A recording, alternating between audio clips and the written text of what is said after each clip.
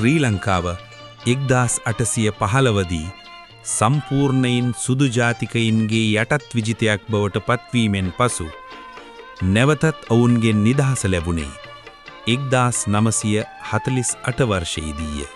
එනම් මෙම 2026 පෙබරවාරි 4 වෙනි දිනට ශ්‍රී ලංකාවට නිදහස ලැබී වසර 78ක් ගත වී ඇත. අප මේ සමරන්නේ 78 වන ජාතික නිදහස් දිනයයි.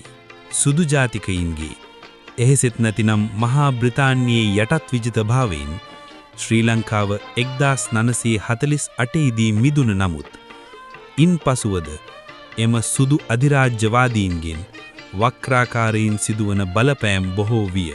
පසුගිය වසර 78 දී අප රට යා යුතු වූ තැනටම තවම ගොස් නැති බවක්ද පෙනෙන්නට ඇත.